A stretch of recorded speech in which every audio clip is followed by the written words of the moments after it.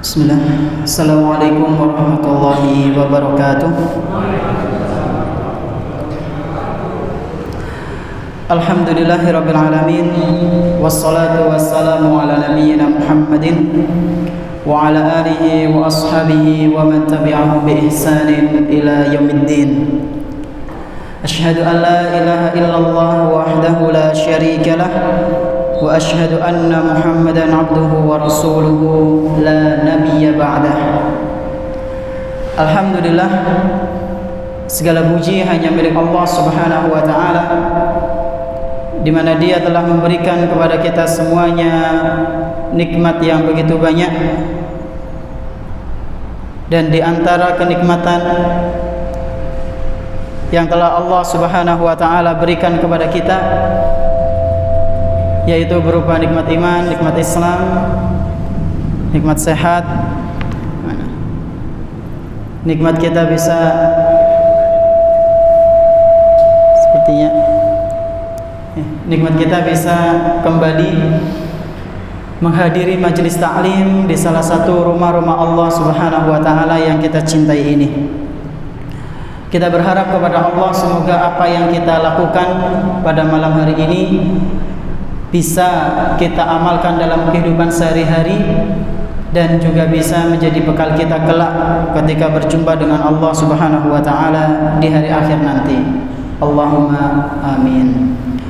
Salawat beserta salam semoga senantiasa tercurah limpahkan kepada Nabi kita yang tercinta, Nabi Muhammad sallallahu alaihi wasallam, beserta para keluarganya, sahabatnya dan umatnya yang senantiasa mengikuti sunnah-sunnah beliau hingga hari akhir nanti. Jamaah salat maghrib rahimani wa rahimakumullah yang kami hormati, qadarullah kami lupa membawa hadiah, padahal bulan kemarin sudah kami janjikan. Mohon maaf karena kemarin pas berangkat ke sini lumayan kesusu, bisa dikatakan kesusu, agak terburu-buru, jadi bukunya pada ketinggalan padahal udah disiapkan. Ya, semoga saja di bulan depannya gak ketinggalan, jadi bisa ada kuis ya.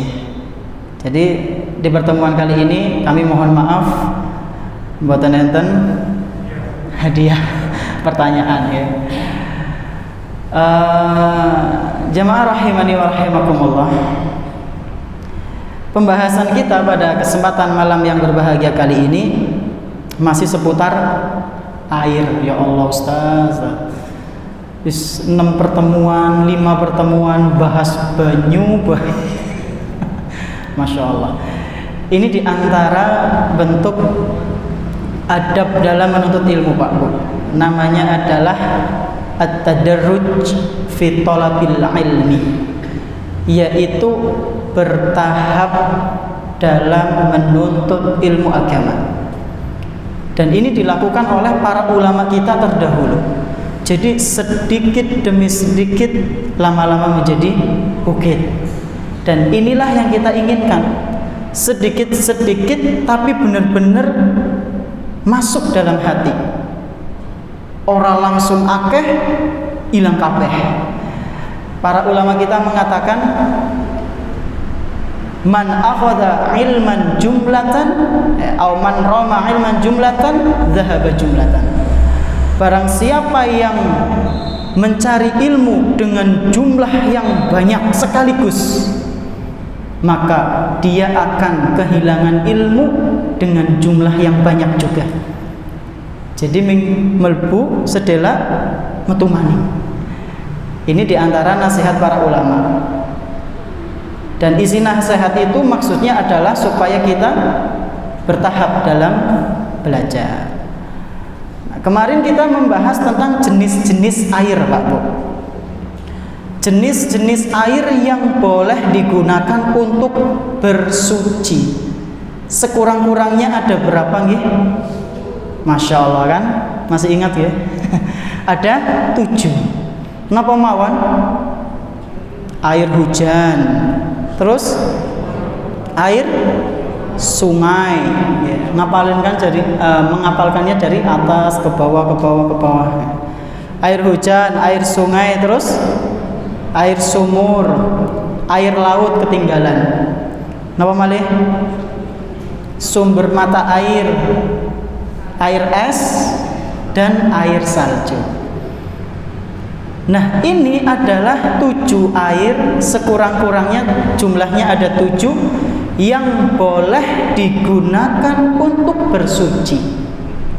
Hukumnya adalah suci dan menyucikan. Ini sudah kita bahas di pertemuan-pertemuan sebelumnya. Jenis-jenis air yang boleh digunakan untuk bersuci. Nah, sekarang kita akan membahas tentang macam-macam air. Bedanya siapa? Macam karo jenis. Ya ora patia beda banget lagi. Macam-macam air beserta hukumnya. Kalau kemarin jenis-jenis air lebih khusus, air yang boleh digunakan untuk bersuci. Nah, sekarang macam-macam air beserta hukumnya. Berarti ada air yang boleh digunakan untuk bersuci, ada air yang suci tapi nggak bisa digunakan untuk bersuci. Ada juga sebagian ulama yang mengatakan air suci tapi makruh digunakan untuk bersuci. Dan yang terakhir, air yang hukumnya najis, tidak boleh sama sekali untuk dicuci, untuk digunakan untuk bersuci. Ini yang akan kita bahas insya Allah. Yang pertama yaitu air mutlak. Namanya apa? Air mutlak.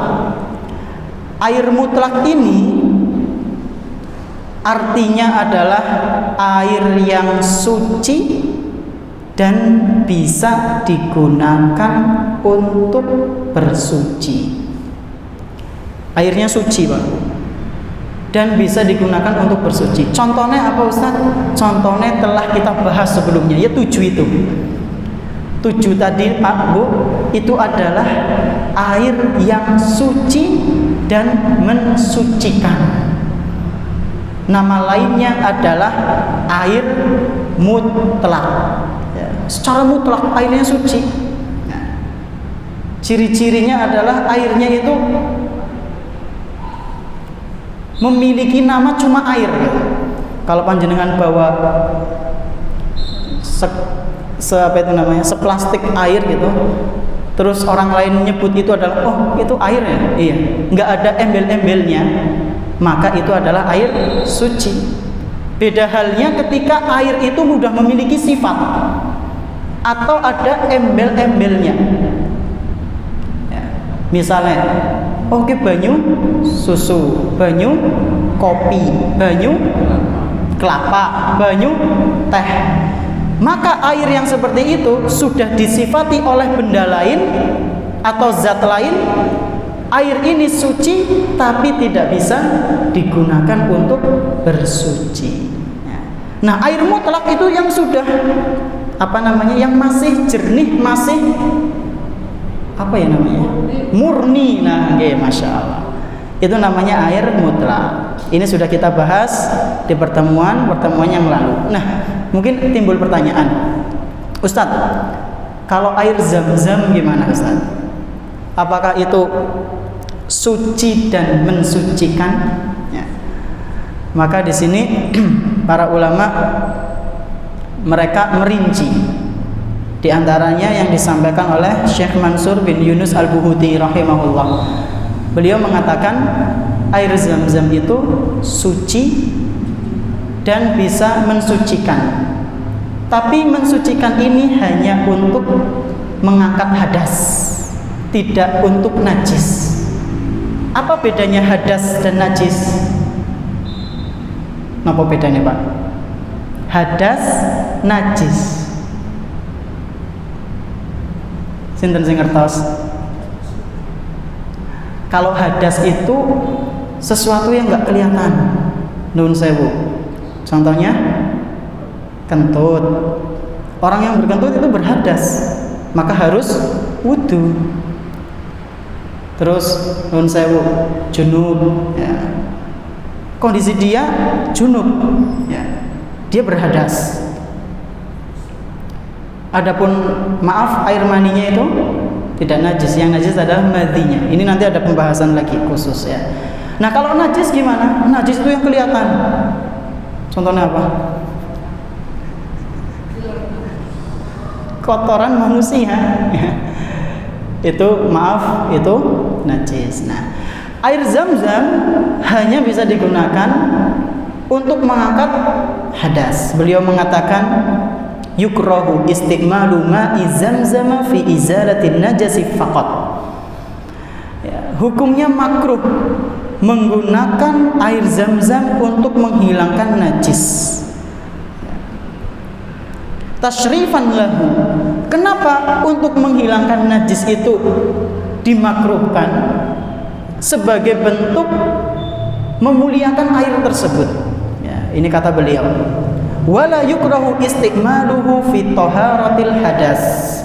Akan tetapi tidak dimakruhkan ketika air Zam-Zam itu digunakan untuk mengangkat hadas. Nah, jadi kalau mau wudu atau mau bersuci, maaf, ada orang BAB, nggak ada air, adanya air Zam-Zam, bersuci boleh? Boleh, cuma makruh. Ya.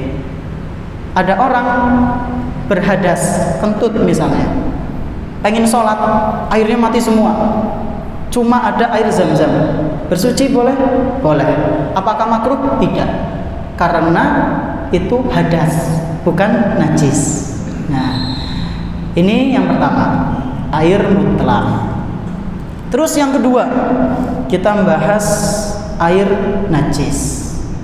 Ya, ini tuh adalah tadi disebutkan terakhir ya.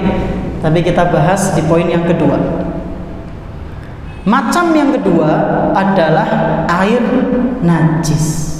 Yang pertama air mutlak, yang kedua air najis. Apa itu air najis? Yaitu air yang tercampur dengan najis. Ya, kayak gitu, gampang. Definisinya adalah air yang tercampur dengan benda-benda najis. Dan air ini jamaah sekalian rahimani wa rahimakumullah, para ulama merinci. Jadi kalau misalnya ada air yang jumlahnya lebih dari 2 kullah, kemarin 2 kullah itu berapa liter? Nah, 200-an. Cari amannya ya 200-an, karena para ulama berbeda. Ada yang mengatakan 164-an, 180-an, 190, 200, bahkan ada yang sampai mengatakan 210. Nah, beda pendapat. Maka kita ambil yang kira-kira pertengahan dan aman. Kita ambillah jumlahnya 200 liter ya.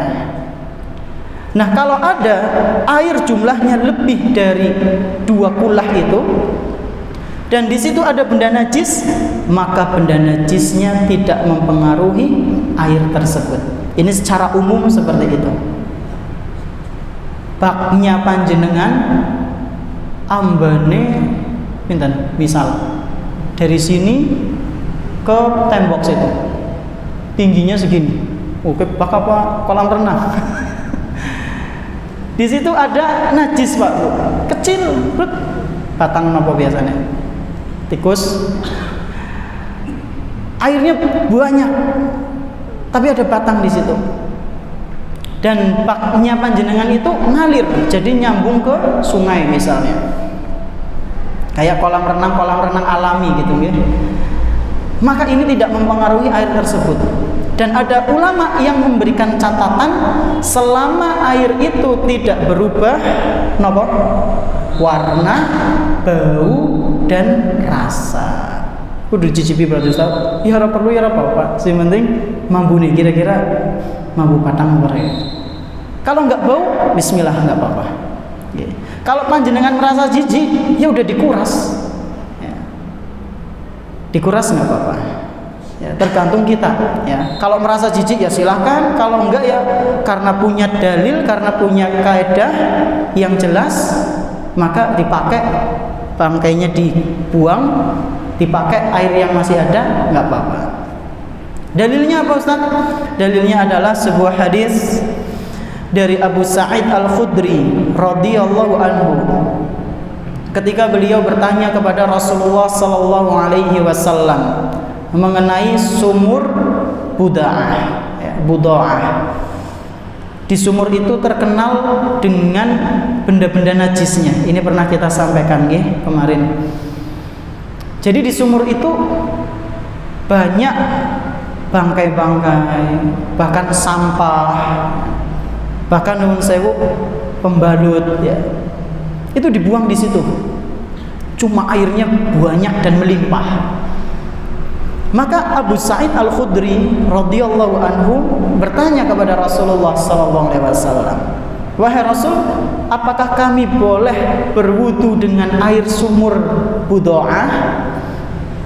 Maka beliau sallallahu alaihi wasallam menjawab, "Innal ma'a tahurun la yunajjisuhu syai'un." Sesungguhnya air di dalam sumur itu suci dan tidak dinajiskan dengan suatu apapun. Hadis riwayat Imam At-Tirmidzi dan dinilai sahih oleh Syekhul Albani. Ini dalil yang menunjukkan air yang lebih dari 2 kulah meskipun ada kotoran di situ maka masih bisa digunakan untuk bersuci dan hukumnya suci. Tapi sekali lagi Pak Bu, gak usah diambil repot. Kalau panjenengan kepikiran merasa jorok, ya udah ganti saja, nggak apa-apa. Karena nggak setiap yang suci itu bersih, ya. Atau gimana ngomongnya? Iya, nggak setiap yang suci itu kadang kita nyaman dengannya. Umbel itu suci mboten? Apa najis? Suci gitu. Panjenengan misalnya bersin hasim nun sewu banget umbulnya metu sepetil apa batal sholatnya mboten. Tapi itu kan nggak najis. Panjenengan risih mboten? Nah itu dilapkan. Nah begitu. Jadi gimana ngomongnya? Jadi nggak setiap yang suci itu ya nyaman buat kita. Kadang ada yang memang perlu kita singkirkan. Ini dalil yang pertama. Ada juga dalil lain yang menyebutkan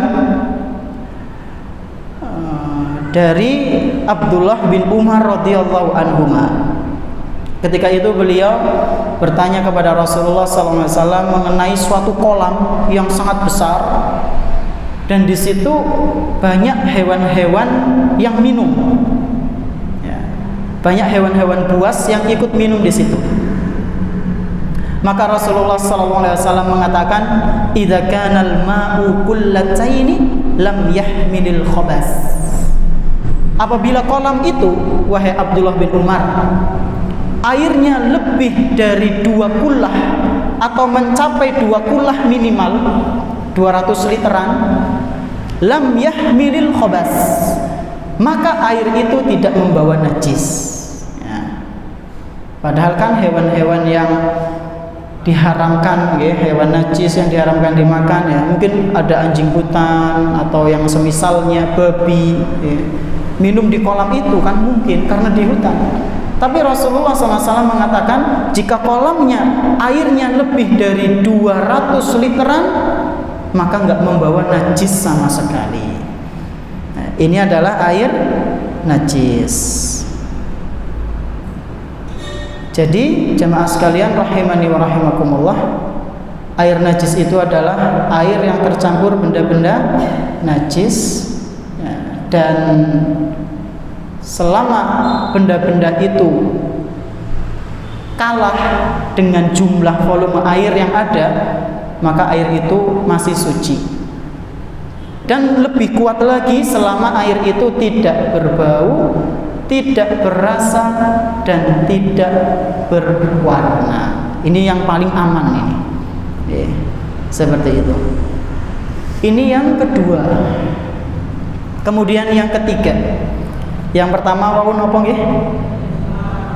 Air mutlak, ya. Air suci dan menyucikan. Yang kedua, air najis.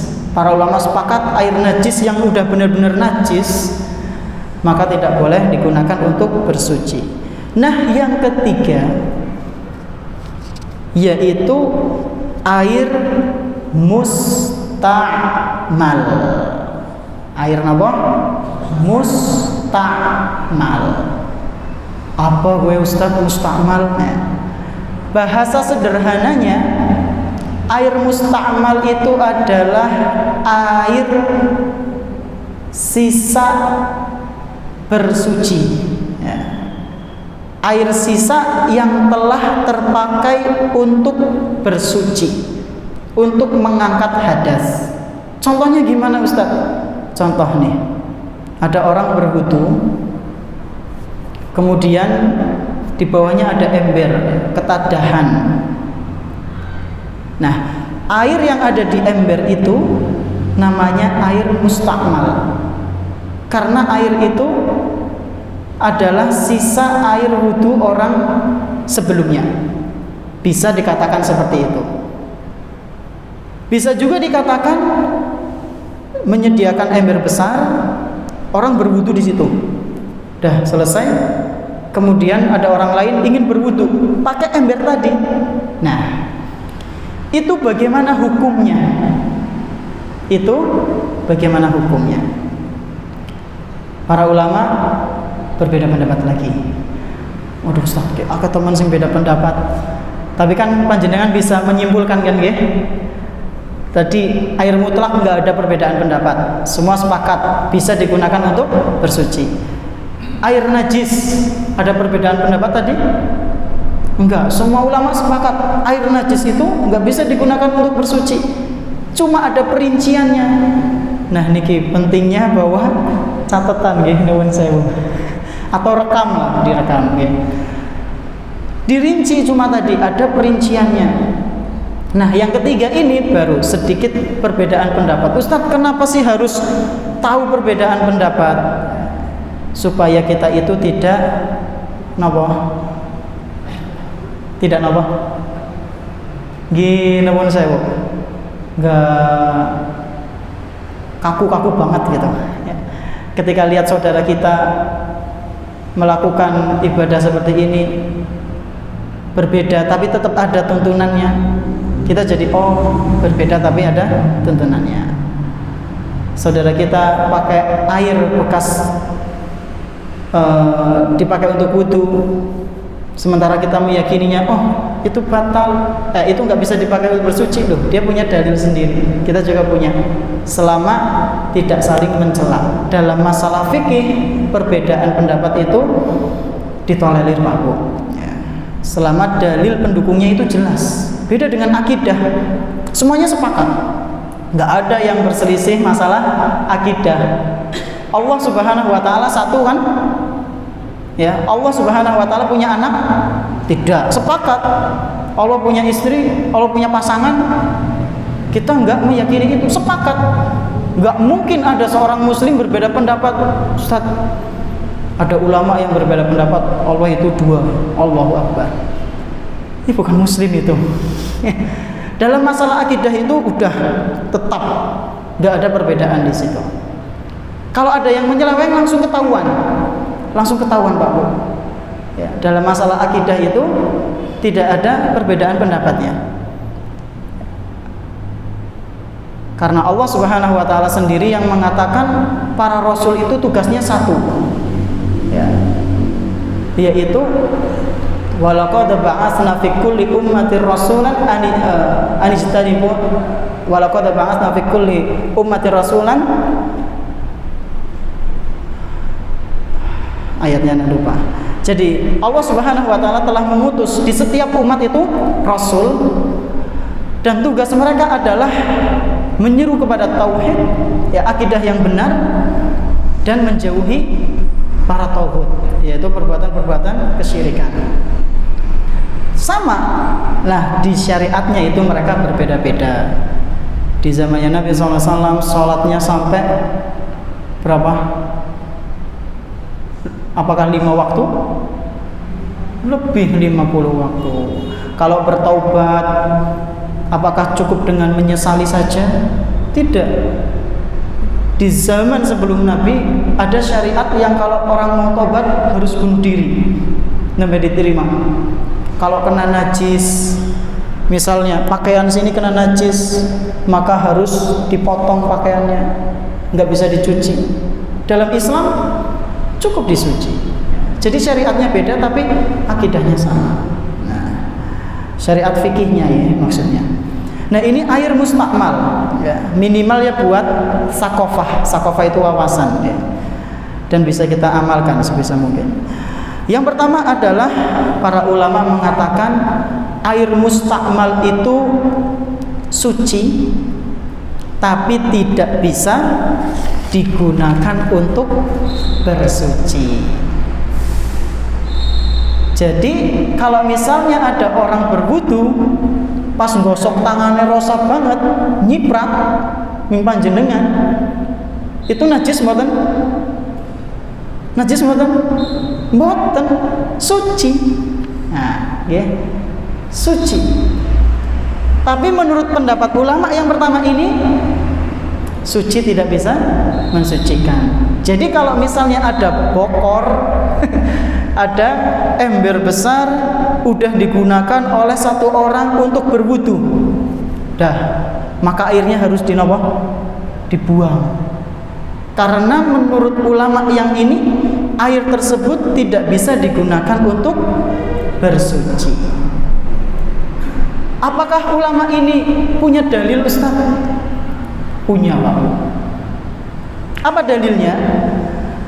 Dalilnya adalah sebuah riwayat dari Imam Ibnu Majah.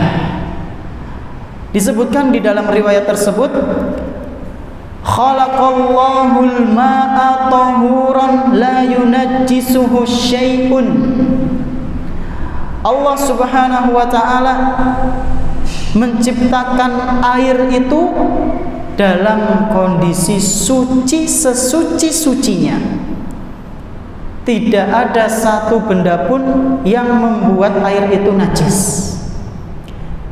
Illa ma ghayyara ta'muhu aw rihuhu aw launuhu.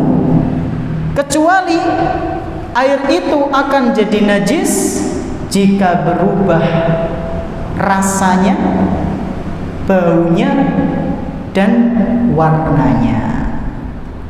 Akan tetapi hadis ini dinilai oleh para ulama dhaif. Hadis ini dhaif. Lah Ustaz, hadis dhaif kok dipakai sama mereka? Bisa jadi Pak Bu, dulu ketika mereka memakai dalil ini bisa jadi mereka belum tahu derajat hadisnya. Semakin berjalannya waktu, semakin banyak orang yang berilmu, semakin canggih, semakin tahu bagaimana menilai hadis. Sebagian ulama hadis menilai hadis ini dhaif. Jadi ini sandaran mereka yang mengatakan bekas air yang dipakai untuk mengangkat hadas itu suci tapi tidak bisa digunakan untuk bersuci.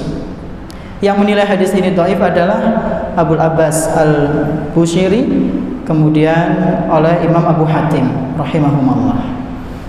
Ini yang pertama. Bekas atau air bekas bersuci atau air mustakmal itu tidak bisa digunakan untuk bersuci. Nah, kemudian yang kedua, para ulama berpendapat air mustakmal itu suci dan menyucikan. Ya, suci dan menyucikan. Apakah mereka memiliki dalil juga, Ustaz? Yang pendapat kedua ini dalilnya banyak sekali, Pak. Ya. Dan kami juga lebih condong ke pendapat yang kedua ini, tanpa merendahkan pendapat yang pertama. Ya. Kami tetap hargai bagi orang yang mengatakan air mustakmal itu suci tapi tidak bisa untuk digunakan bersuci, monggo, tafadhal, mboten napa-napa. Nah, kami lebih condong ke pendapat yang kedua ini. Air mustakmal itu suci dan menyucikan. Dalilnya apa Ustaz? Yang pertama, sini saya bawakan beberapa saja nggih.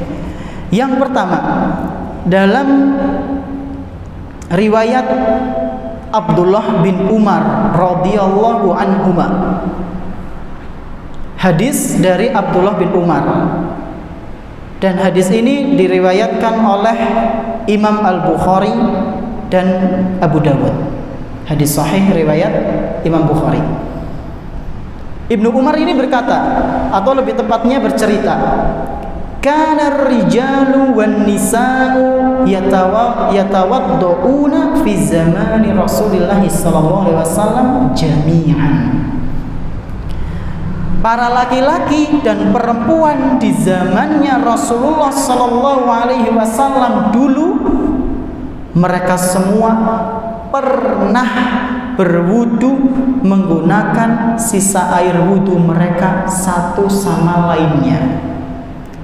Jadi laki-laki dan perempuan pada saat itu pernah berwudu dengan sisa air wudu yang mereka gunakan masing-masing. Yang mungkin laki-lakinya ini sudah selesai berwudu, monggo kalian yang perempuan berwudu. Jadi dalam satu tempat yang sama tapi gantian, enggak buka-bukaan di situ, gantian. Ini kata Abdullah bin Umar radhiyallahu anhu. Hadis riwayat Imam Bukhari.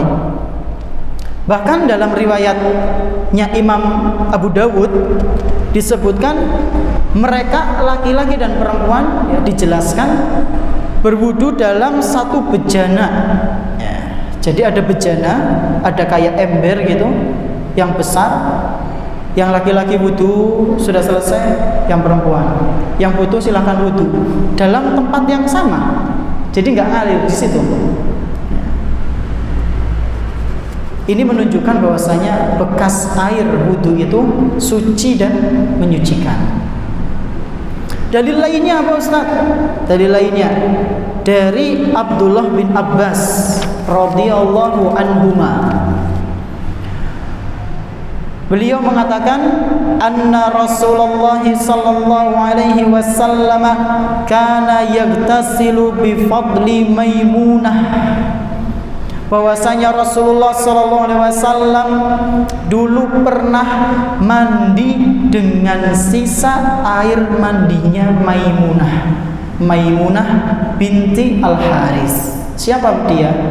Maimunah, istrinya Rasulullah SAW, ya. Istri yang paling terakhir dinikahi kalau nggak salah. Hadis riwayat Imam Muslim. Jadi Rasul pernah mandi dengan sisa airnya Maimunah. Dan yang namanya mandi kita ketahui bersama itu kan mengangkat hadas, bersuci sama saja. Tapi Rasulullah memakainya air bekas istrinya. Jadi orang yang muslim, orang mukmin itu adalah orang yang suci, Pak Bu. Orang yang suci. Suatu hari Rasulullah SAW pernah papasan sama Abu Hurairah. Rasulullah SAW pernah ketemu sama Abu Hurairah. Ya jaraknya masih agak jauh. Mau ya mengadakan majelis kalau nggak salah. Kemudian Abu Hurairah radhiyallahu anhu menghindar dari Rasulullah sallallahu alaihi wasallam. Umpetan loh. Jadi misalnya di sini udah lihat Rasulullah di depan. Ada Rasul. Umpetan. Sembunyi-sembunyi. Akhirnya enggak ketemu Rasulullah. Setelah itu Abu Hurairah radhiyallahu anhu pulang, ternyata nopo? Mandi besar. Karena Abu Hurairah ini lagi junub ketika itu. Lalu beliau mendatangi majelisnya Rasul sallallahu alaihi wasallam. Rasulullah sallallahu alaihi wasallam pun bertanya kepada Abu Hurairah, "Wahai Abu Hurairah, kenapa aku tadi enggak melihat kamu?" Maka Abu Hurairah radhiyallahu anhu pun menjawab, "Kuntu junuban fakarihtu an ujalisaka wa ana ala ghairi taharatin." Wahai Rasul, tadi aku itu dalam keadaan junub dan aku enggak mau ketemu kamu, bersama dengan kamu dalam keadaan tidak suci. Jadi Abu Hurairah malu.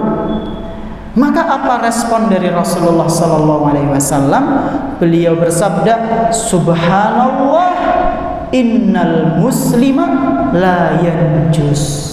Subhanallah, maha suci Allah. Ketahuilah wahai Abu Hurairah, orang muslim itu enggak najis. Jadi kenapa kamu pergi? Kenapa kamu ngumpet-ngumpet?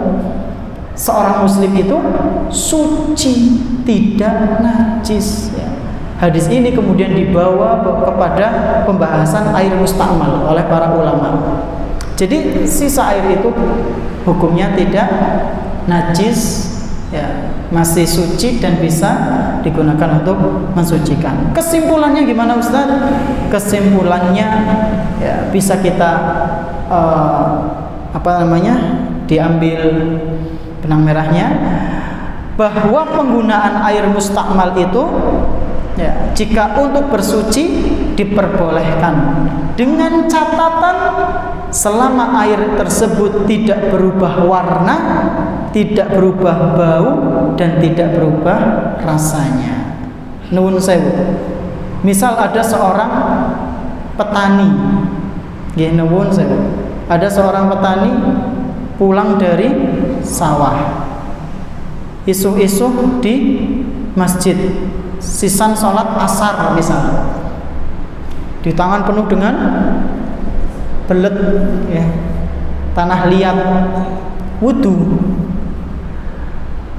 ditadahi ember, atau wudu di ember, airnya pada mati misalnya. Kira-kira air itu berubah warna mboten, Pak? Hah? Berubah warna mboten? Berubah. Kenapa berubah? Karena kotoran itu jadi coklat. Bisa digunakan untuk bersuci mboten? Mboten. Kenapa? Berubah warna. Jadi aja mentang-mentang punya jika pendapat ulama ulih kok. Ya dideleng warnanya apa disit kuwi. Ya dideleng warnanya. Kalau udah berubah ya jangan ya, dibuang itu. Jadi lihat kondisinya. Kalau setelah digunakan untuk bersuci, airnya berubah apa enggak? Apa malah mambu?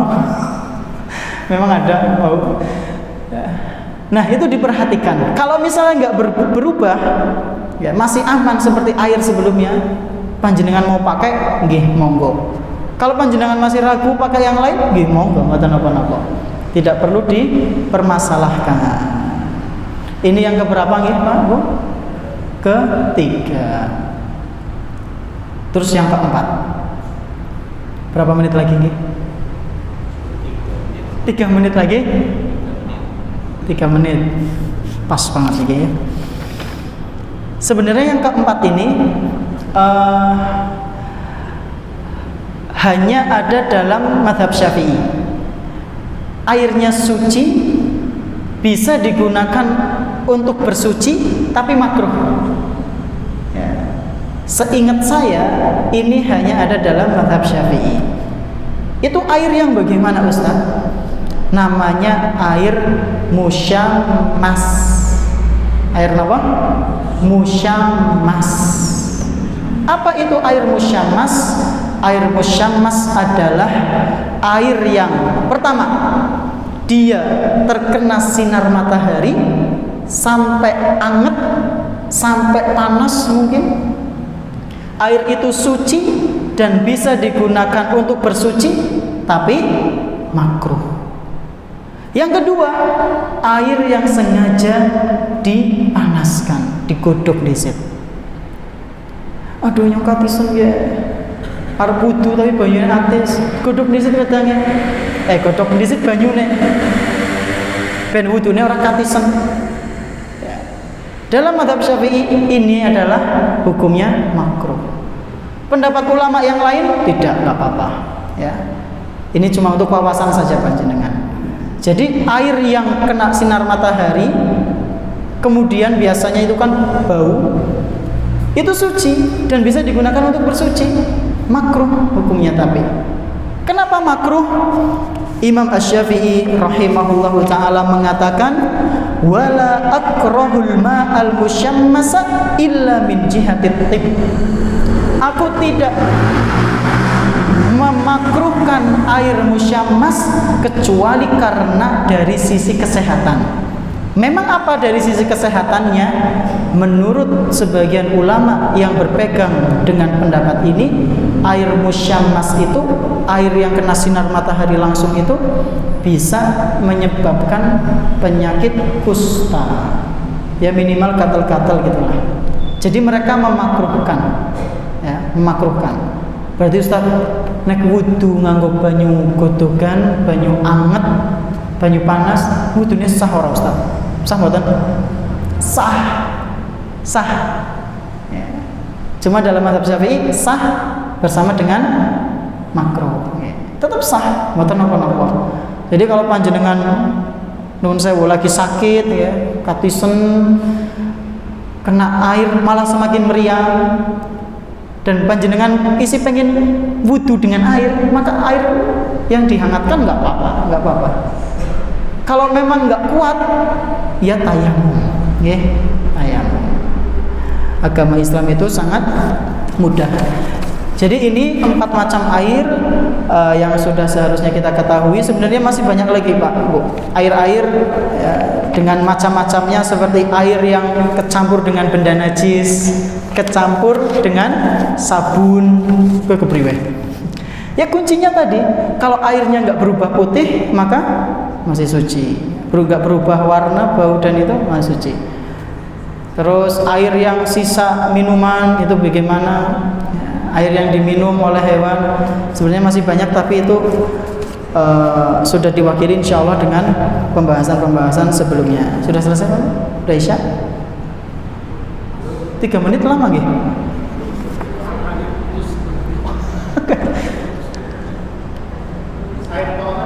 Nggih, monggo. Toren. Oh. Itu nggih, tandon. Gimana napa-napa? Karena tadi kan air yang itu kena langsung, Pak. Air yang kena langsung. Jadi, misal nih, panjenengan sedang bersafar, mendengar azan, langsung pengen wudu. Lah, ya kesuwen goleti tempat wudu kayaknya kesuwen, kayaknya banyu ya. Ada air di dalam ember, tapi udah kena sinar matahari langsung. Pas di mek anget airnya. Nah itu air musyammas yang menurut mazhab Syafi'i makruh. Ya, tapi sebagian mazhab ada yang mengatakan nggak apa-apa, ya, nggak apa-apa. Ya, begitu.